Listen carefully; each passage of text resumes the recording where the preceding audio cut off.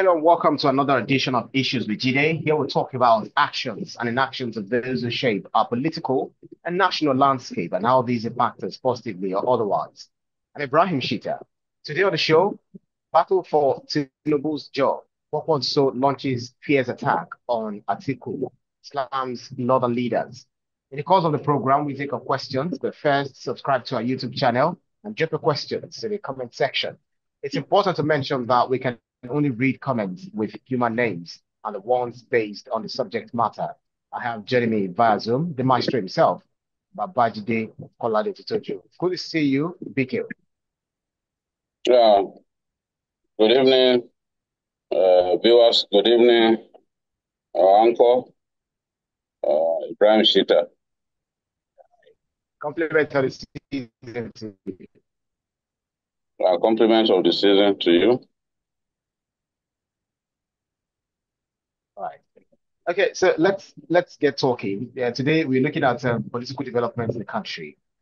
We see the leader of the new Nigeria People's Party, that's the NNPP, Ravi Kwankwaso, launched a scathing attack on former Vice President Atiku Abubakar, branding him a serial liar at 80, as he refuted claims that he participated in a meeting with a supposed arrangement where Atiku and himself would serve one term and Peter Obi would serve two terms, dismissing the entire narrative as fabricated. BKO, how do you see this? I think that the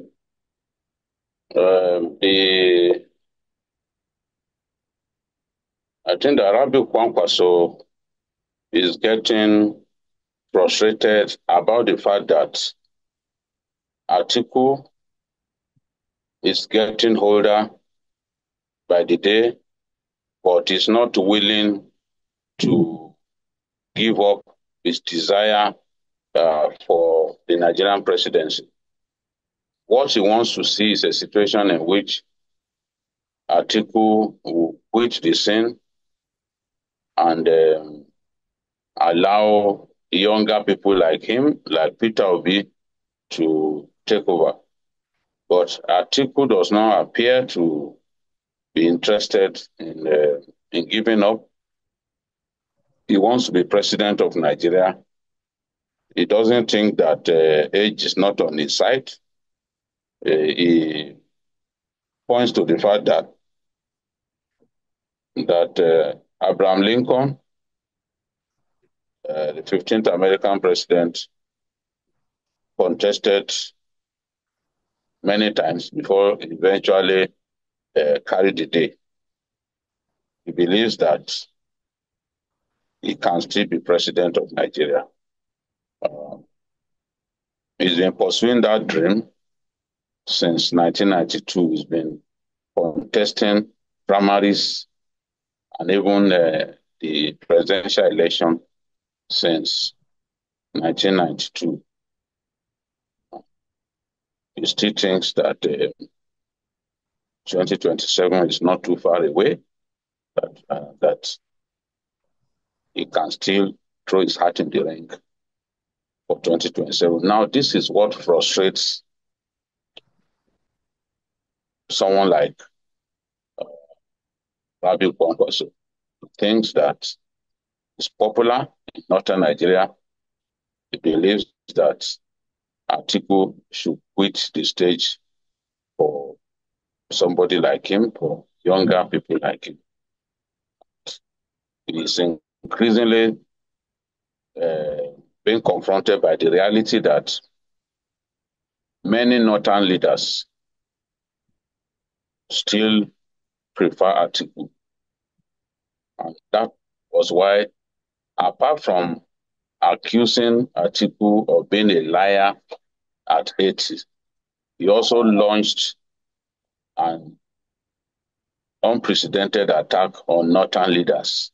He accused them of always using their influence to get some people to become candidates in the presidential election, claiming that those are the people that the North had endorsed. He cited the 2019 presidential race, where about 7 persons from the Northwest contested. He blamed these leaders for permitting that kind of situation. He actually described them as wicked and selfish. Let me read uh, the quote. He said, "It is unfortunate that these elders, some of whom are our parents, are being driven by selfish motives in fielding candidates. They often connive to fabricate falsehoods, gather people and tell them that these are the candidates the region endorses, when in reality the decision was taken by just 2 or 3 of them. Their wicked practice is causing disunity." So this is what this is how he described these leaders. Some time ago, I think for the 2007 presidential election, a group of northern leaders, then led by the late Adamu Chiroma, came together and screened some political heavyweights at that time, including General Ibrahim Babangida, who wanted to come back as a civilian president. They screened them and concluded that Atiku was the best. I guess this is the kind of scenario that Kwankwaso was trying to relieve, that these leaders will come together and say this person is the best candidate for the North. They will claim that this is that candidate that the North had endorsed. So he is not sure that Atiku won't be put forward by powerful people from northern Nigeria as the candidate of the region. Remember, when Nyesom Wike lost the primaries of the PDP to Atiku Abubakar, these powerful northern leaders were the people who prevailed on Tambuwal,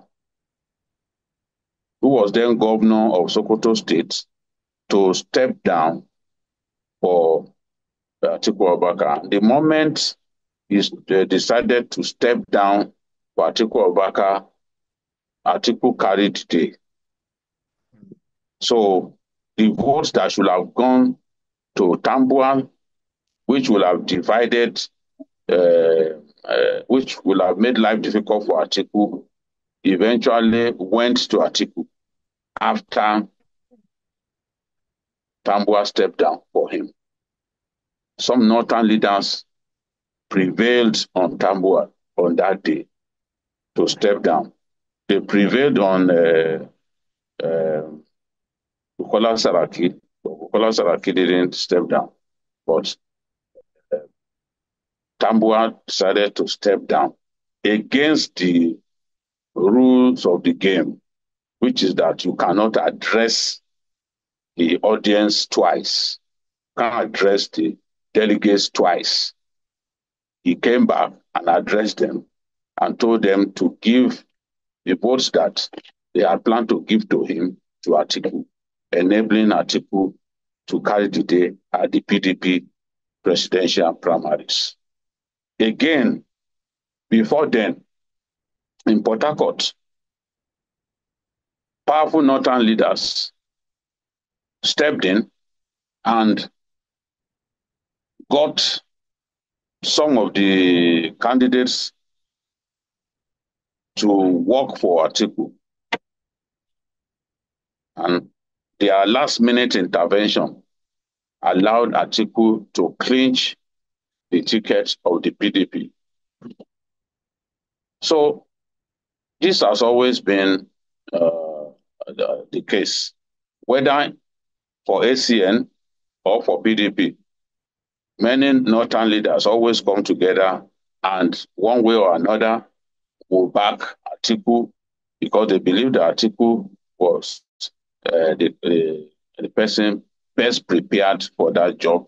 He had been gunning for that job for years and actually has the roadmap to the peace, growth, and development of Nigeria. So Kwankwaso is worried that these people that he called self-proclaimed northern leaders who meddle in the process of selection and fielding of candidates for presidential election will eventually intervene again, and they are not likely to back him.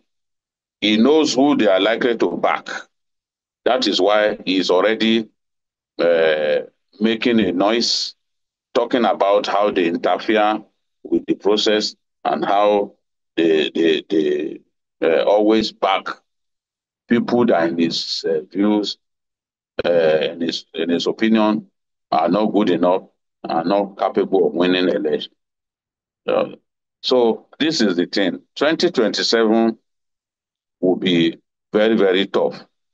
I know that the opposition elements are making moves to come together because that's their best chance of defeating the incumbent president. I've said before that if Kwankwaso, um, Peter Obi, and uh,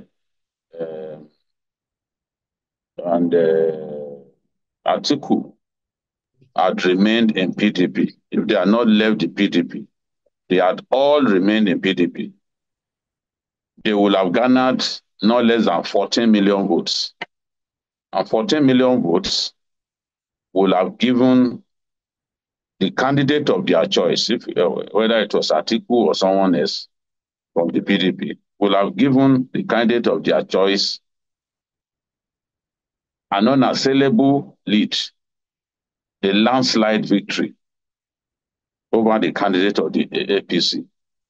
And if you ask me, the 2023 general election provided an opportunity for the opposition to take power, but they did not grab this opportunity because they were too selfish and they were not prepared to work together. We are seeing signs that that could happen again because when opposition elements begin to attack one another at this stage, it does not bode well for them at all. It's capable of compromising their desire to retake power from the ruling APC. This is the time for them to come together, see how they can work together and deliver the goods. And when I mean deliver the goods, that is win the election. But they're already fighting one another, and for Kwankwaso to launch this kind of attack on Atiku, calling him a liar at 80, is really, really unfortunate. But this is the clear sign that these opposition elements find it difficult to step down for one another. Kwankwaso in 2023 was asked if he was going to step down for Peter Obi, and he described that as an insult, that Peter Obi met him in the political field. Peter Obi did not have his experience, and so why should he step down for Peter Obi? Well, in the outcome of the election, the grand scheme of things, Peter Obi did much better than Kwankwaso, who could not win any state outside of Kano. So attacking one another at this stage is a foretaste of what is to come. It's unprecedented for a very big political figure within the opposition ranks to attack perhaps the leader of the opposition in the way that Kwankwaso has done. It really, really throws spanner in the works. But in spite of that, the PDP, they are still working hard to see how they can bring Peter Obi, Kwankwaso, and Atiku together. They're trying to see how they can get them to return to the PDP. Because they are convinced that if these guys return to the PDP will be a lot stronger. The PDP will be able to defeat the ruling party.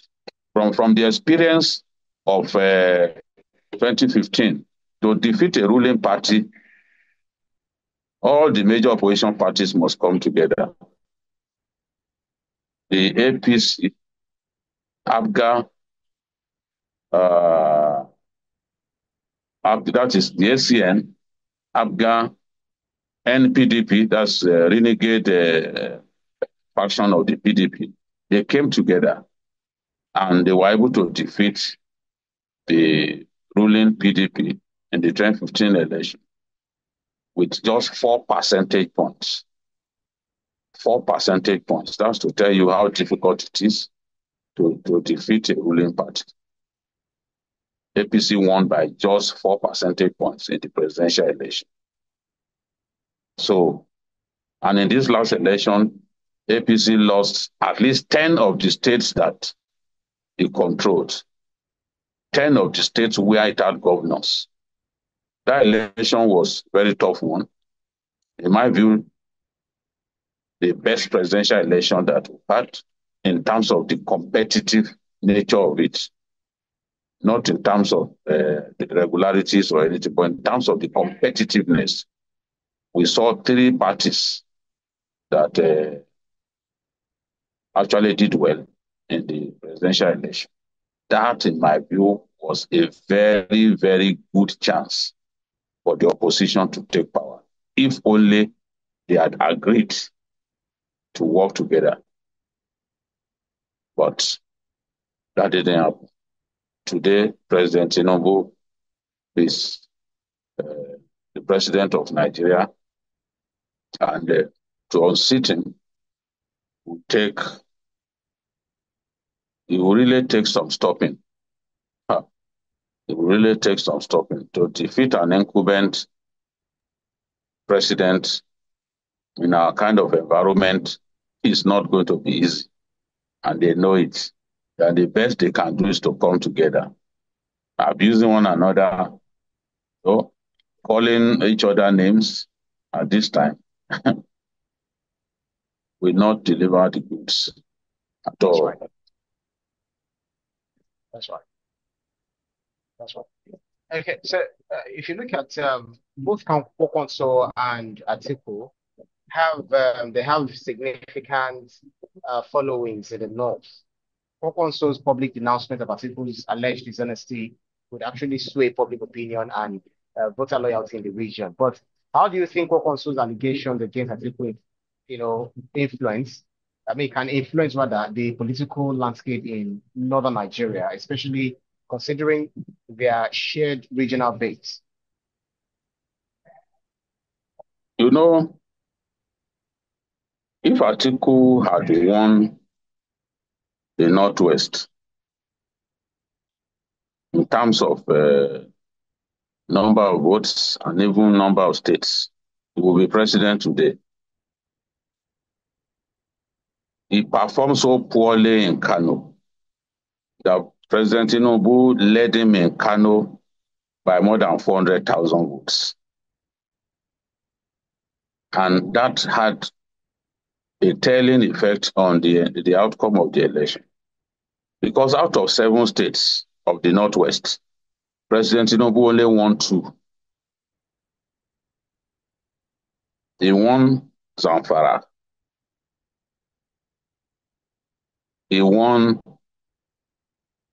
Jigawa. Atiku won the other states, but the votes that he scored in Kano affected him terribly, because with President Tinubu being ahead of him in Kano by more than 400,000 votes, it was difficult for Atiku to make up that margin. So he was playing the catch-up. playing catch up. So if we were to have an election today and Kwankwaso and Atiku work together, what happened in Kano in 2023 will be reversed, which will be to Atiku's advantage if Atiku becomes the candidate of the PDP. But I know that Atiku faces a big challenge becoming the candidate of the PDP because age is not on his side, and there are many people within the party, powerful people within the party, who are also going to resist the possibility of Atiku picking the ticket of the party again, because the argument would then be, was the PDP created for Atiku Abubakar, Waziri in Adamawa? Because he's been their standard bearer on so many occasions. He's been their standard bearer on a number of occasions, and they will be wondering, why must it be Atiku? Must it be Atiku? So it's tough, really, uh, to predict what will happen in the 2027 presidential election.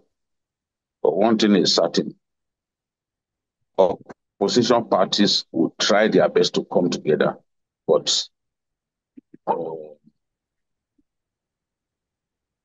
as we all know, it's going to be difficult for them to achieve unanimity, for them to sit down and work together because of the selfish desires of the big politicians in the opposition parties. And of course, someone like Atiku, someone like um, Peter Obi, his supporters will not accept anything less than him being the presidential candidate of his party. So I do not think that they will agree to have Peter Obi as running mate to Kwankwaso or to anybody uh, for that matter. Anything short of Peter Obi being the candidate of the Labour Party or the candidate of an alliance of opposition parties would not be accepted by his supporters. And that would really damage the capacity of the opposition parties to come together, because that is a very strong opposition figure, still very relevant, the age on his side, and is That's willing right. to contest again. That's right.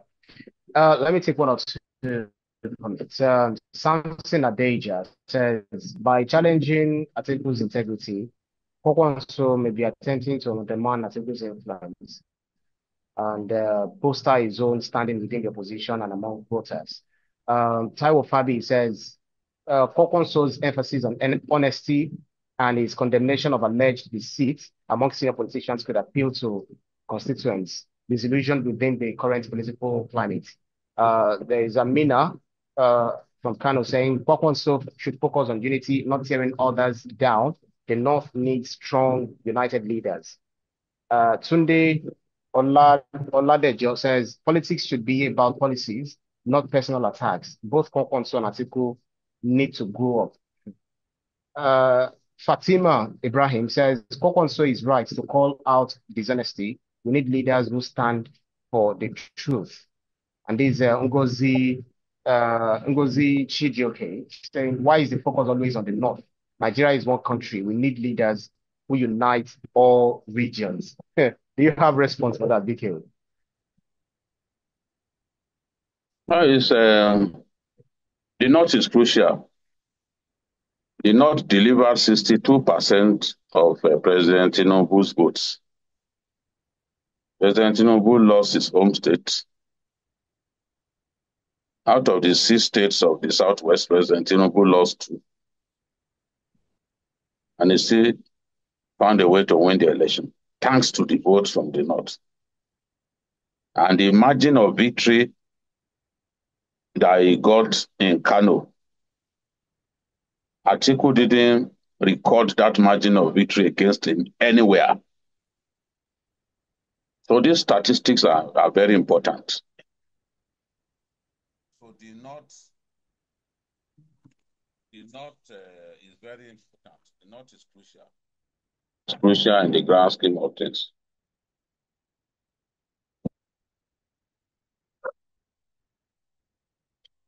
That's why people are talking about the North, because they know that the North post is, they have the numbers, and whoever the North backs is certain to win an election. And when I talk about the North, I'm talking about the North Central as well. It's not, North is not Northwest and not East alone. In fact, there are more votes in the North Central than in the Northeast. So we need to know that there are more votes in the North Central than in the Northeast. So the North Central is an integral and very important part of the North. You want to win an election, you want to become president of our country, Right. you have to do well in the North. So the North is important, and it shows. Interesting. Right. Miriam Ladiga says, Atiku and Kwankwaso are just recycling old issues. What are their plans for youth and development? And Emeka, uh, I can't pronounce this something. This drama is entertaining, but Nigerians need solutions, not political soap operas. All right. So my question for you, Bikil, if you look at, internal conflict within opposition parties, it can actually weaken their collective ability to challenge incumbents, possibly diminishing their electoral prospects, ahead of 2027. How could Kwakwanso's public attacks on Atiku potentially fragment opposition efforts against the ruling party in the future elections? Bikil. Yes, it's already doing there. It's already causing so much disaffection. When you attack a man, it becomes difficult for that man to trust you, and for him to work with you. And even that cascades down to their supporters. Supporters on both sides will start distrusting one another. To work together will become difficult. I think it is clear that Kwankwaso sees Atiku as a threat. Is interested in the presidency, no doubt. He too has tried to build bridges across our country. But he sees Atiku as a threat, and he wants to deal with that threat the best way that he can. He thinks that northern leaders have been unduly backing Atiku and always saying that he's a candidate of the North. And he knows that if that continues, he does not stand a chance, at least in northern Nigeria. He will continue to win Kano, but he won't do well outside of Kano. So he's trying to smash Atiku early enough. I think that is what is trying to do. Trying to present Atiku as a dishonest person, lying to people that he has a deal with opposition figures, whereas there's no such thing in place. And even Peter Obi has come out to say there's no deal yet there's no major deal in place yet. So I don't think the opposition elements need any level of mistrust if they want to seat the president. They have to work together. The name calling will not help their chances at all. And they are already divided. You can see that PDP is divided into about 3 factions as we speak. Labour Party is divided. So all of these uh, are not helpful at all. From the point of view of the opposition parties, they need to come together. They need to fix the problems within their parties and look forward to the 2027 general election with hope, confidence that they can actually uh, take power. And it is not impossible to take power from the ruling party because it happened in 2015.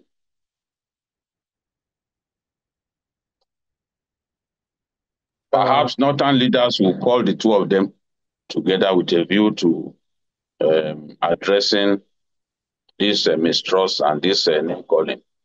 I'm sure they will find an opportunity to bring them together and get them okay. to agree to work together. I'm All right. confident that find a way to bring them together. Hmm. Because Atiku But will be then, very I think, embarrassed. He will be very embarrassed by the unexpected attack on him by Rabiu Kwankwaso. Adewale from Abeokuta says leaders should act like leaders. This public field is embarrassing for both men. And Bola saying that Kwankwaso should be very careful. Attacking Atiku could backfire and hurt his chances in 2027. But my last question to you, BKO, I don't know whether I agree with Bola, but then what challenges do you think Kwankwaso might face in maintaining his political relevance amid disputes with established figures like Atiku? And on the sidelines will be I think all along his problem has been his very provincial nature. He has not been able to spread his tentacles beyond Kano. He was governor of Kano State. He contested the primaries of the APC in 2015. He did very well in the primaries. I'm sure that if people like President Tinubu had not jumped in to work for President Buhari at that time, was one of the contestants. Between Atiku and Kwankwaso, one person, most likely Kwankwaso will have won the primaries that took place here at the Teslim Balogun Stadium. But after that, after doing so well within his party, after winning many states outside of Kano um in the primaries, he has not been able to make himself a political figure that has cross-country appeal, that has national appeal. Even within the north, he is unable to win states outside of Kano. Yes, his party will do well in states like Katsina, Jigawa, and even Taraba, they did well. But to win those states outside of Kano has been his problem. And attacking fellow opposition elements will not help his chances. He should know that because this leads to serious distrust and it makes working together difficult. So people don't forget insults. People don't forget insults easily. When you call someone a liar at 80, it's a massive piece of insult. And I know that Atiku will not take kindly to this at all. It was really an unkind cut. It was delivered below the belt. all right, Mikhail. Then we'll continue to monitor the developments, especially in the political landscape of the country. And then we'll always come back here to talk about issues. That's our show for today's edition of Issues with Today. Special thanks to you, Babajide Kola Studio, for those exciting analyses, as always, as we are beginning the year 2025. Thank you, Ibrahim. We'll do this hopefully again next week. Thank you, esteemed viewers. We are here for you. We continue to give our best. Wish you an eventful 2025. Well, thank you to our audience for keeping our company on every edition. You can see the program again anytime by subscribing to our YouTube channel, TVC News Nigeria. You can also click on the subscribe button to get the latest information. You can also follow us on our social media platforms at TVC News NG. I'm also at Ibrahim_Shita. On behalf of the rest of the team, I'm Ibrahim Shita. See you again next edition. Bye for now.